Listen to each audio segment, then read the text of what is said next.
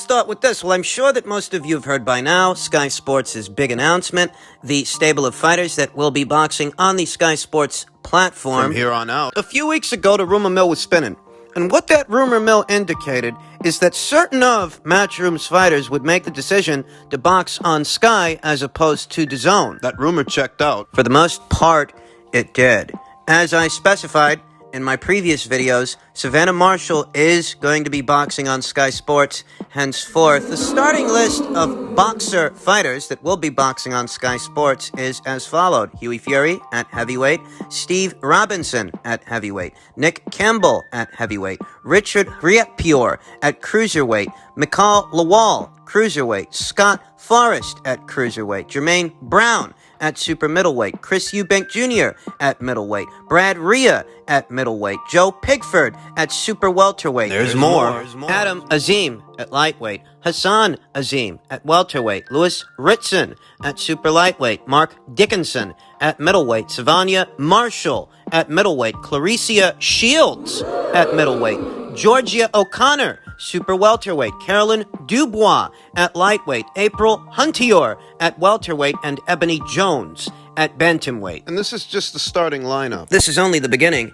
This isn't even everything that Sky Sports has to offer, lest we forget. Sky Sports is the official UK broadcast partner for the people over there at Top Rank. Josh Taylor's a Sky Sports fighter now. His upcoming mandated title defense with Jack Catterall is going to be on Sky Sports. This will definitely lend itself to getting Josh the UK profile that he didn't have in the past. I mean, Josh really is an excellent fighter who's on a monumental and historic run as a fighter, but as far as popularity and marquee value goes, there's more work needs doing. And with Sky in his corner, that really is a game changer for Josh. It brings Josh Taylor and his fights that much closer to his target audience, his adoring public over there in Scotland. Simple as. There are a lot of angles to cover this story from, so let's just get a general overview of things.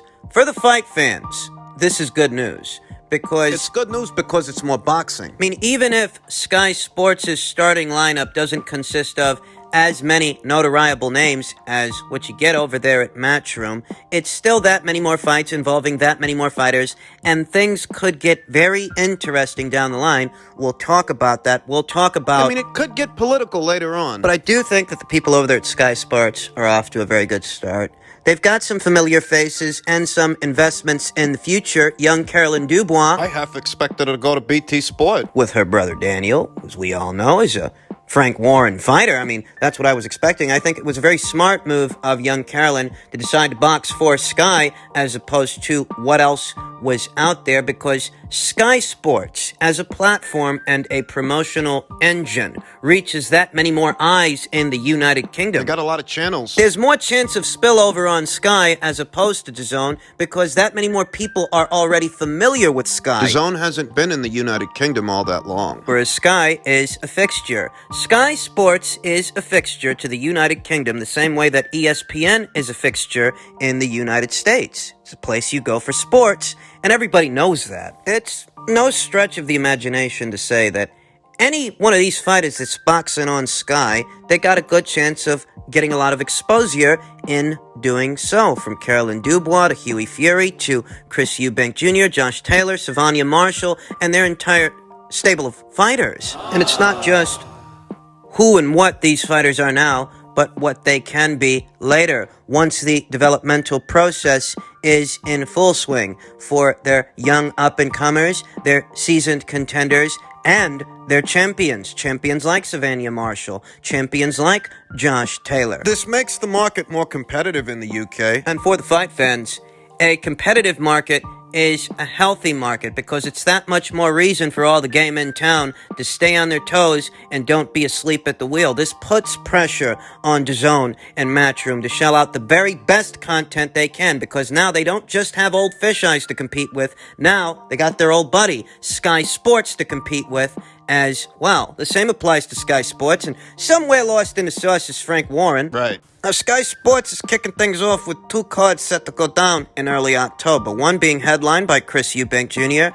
and another being headlined by Huey Fury, that will also feature WBO middleweight champion Savannah Marshall. She'll be the chief support. Her good buddy April Hunter appears to have migrated over to Sky as well. April was initially a Matchroom fighter. That didn't last very long. She's going to be boxing on Sky from here on out. Georgia O'Connor is going to be making her professional debut on that same card. Louis Ritson will be making an appearance as well. I mean, we see Sky Sports has hit the ground running. and this is only the beginning. This isn't the full breadth of what Sky Sports is capable of, will be capable of down the line. Remember, they've still got Wasserman, and they've still got Top Rank. You wonder that you won't be able to see Sky Sports' cards via ESPN or ESPN Plus as a broadcast partner transatlantically. Wouldn't rule that out. As it stands, we don't yet know how it is that an American audience would be able to view these cards that Sky is going to be putting on. Though I will say they must have interest in an American audience because they've gone as far as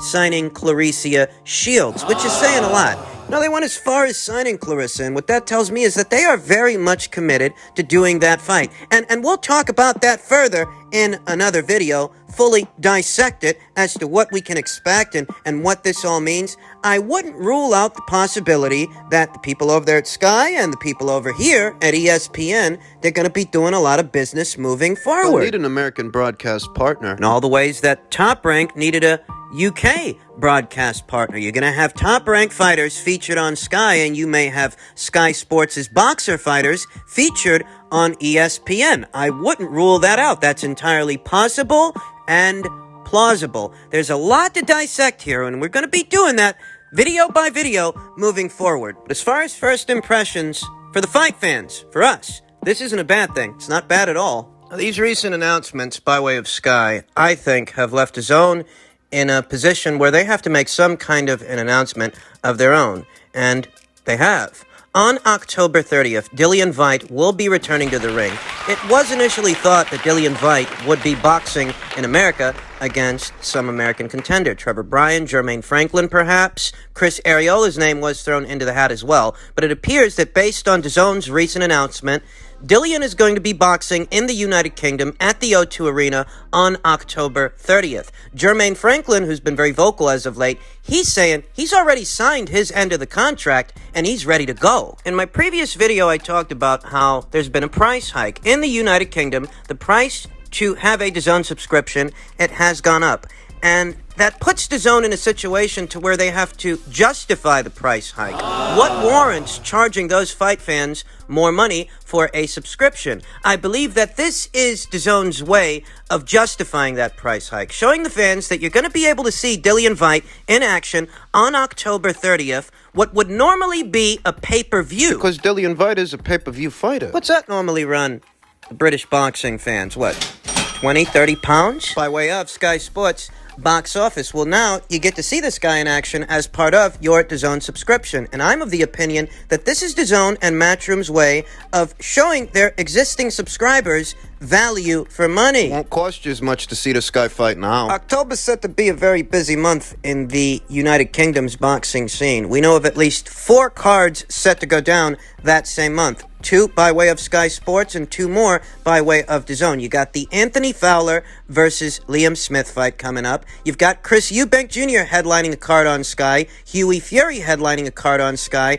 and now you have Dillian Whyte capping off the month with a fight against an opponent that has yet to be announced towards the end of it. The end of the month. Things are going to get very competitive between DAZN and Sky as platforms in the sport of boxing, and it's only just begun. It's only just beginning. Several weeks and several months down the line, perhaps in a year's time, when Sky Sports has already staged several cards and many of their fighters are more well-groomed, more well-developed, and are closing in on world title shots, it's there that things are going to start to get hairy. It's there where the political boundary lines will be drawn. Once it becomes about world titles. As those world titles, by way of the alphabet organizations, are the ties that bind. The ties that bind all these different promotional outfits and platforms around the world to each other.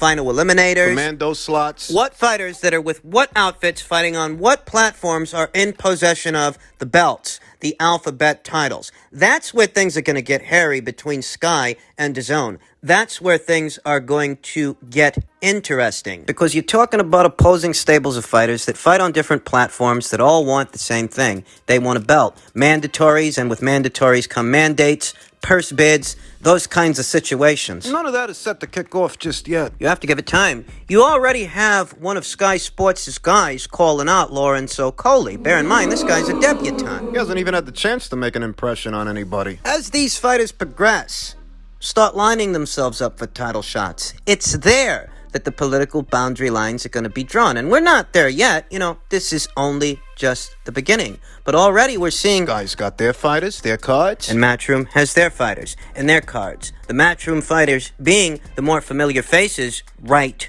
now. Dillian Whyte among them, who's set to be returning to action on October 30th.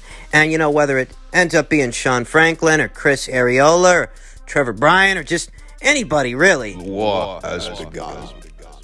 Finally, just in keeping with the theme of all things UK and the UK boxing scene, per tweet from Michael Benson, Sky's Adam Smith on Anthony Joshua's contract expiring after the Alexander Usyk fight. I'd be silly to say we'd be happy to let him go off into the sunset. We'll be fighting very hard to maintain our contract with AJ. I think he's a very loyal guy, and I think he'll stay with Sky. And, you know, loyalty in the sport of boxing, it's a bit of an alien concept. I mean, it is. Just look at Chantel Cameron and Josh Taylor. Those two great fighters, now champions, they started out with the now defunct Cyclone Promotions. Chantel ended up going to Matchroom. Yeah, Josh Taylor, he ended up going to Top Rank, boxing on ESPN, and now he's going to be boxing on Sky. If you know this sport, you'll know that it's not unusual for a top-tier, top-shelf, talented fighter's decorum to change over time. Canelo left Golden Boy. Then he jumps into bed with Matchroom, and from Matchroom,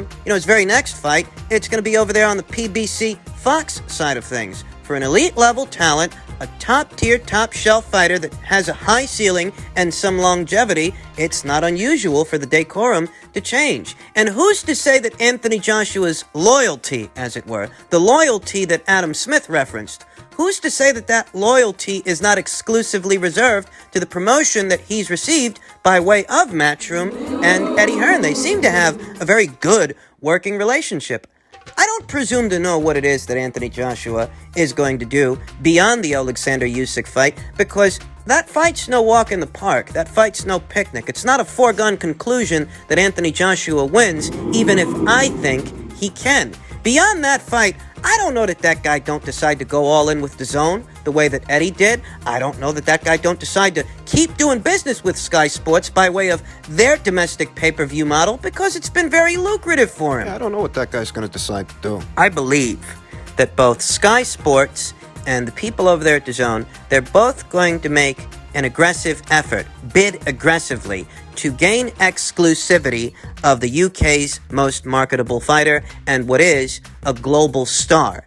I believe they're both going to try their hardest to get that guy on their side of the street exclusively, and it's hard to know who wins a bidding war like that. But if you're Anthony Joshua and you see that they both want to do business with you, they both want you, what might be the most lucrative option is to deprive them of that exclusivity, the both of them, so that every single time you get out there, a bidding war ensues. A bidding war between Sky Sports and DAZN. I mean, I'm just bouncing ideas around.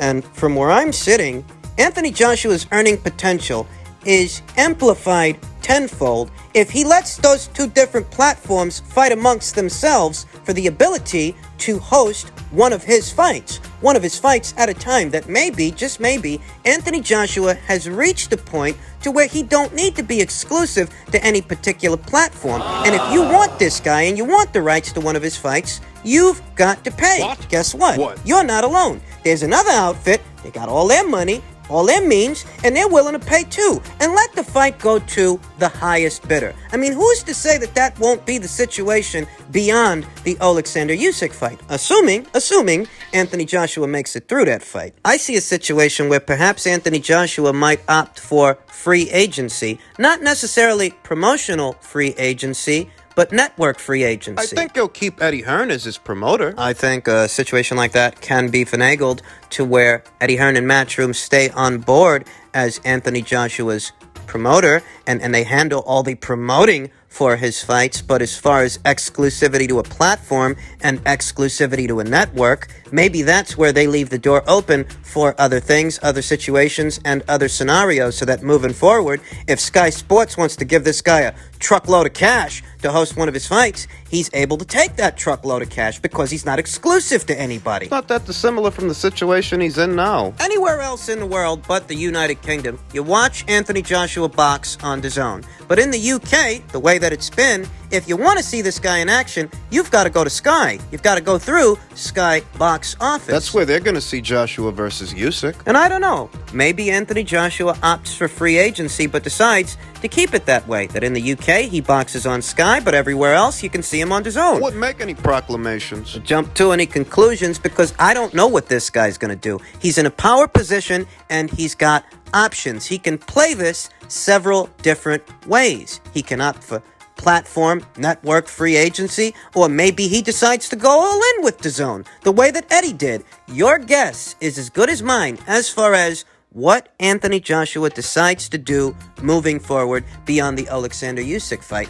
And I don't even think he's got that on his mind right now as far as what happens after the fight. Right now, what he has on his mind is the fight itself, because he's got to make it through it, and he can't afford to look past this guy. It really isn't a foregone conclusion that he wins. He can't allow himself to be distracted by this stuff, this business stuff, because right now the first order of business is successfully defending those titles and making it through that fight. He can worry about the other stuff afterwards.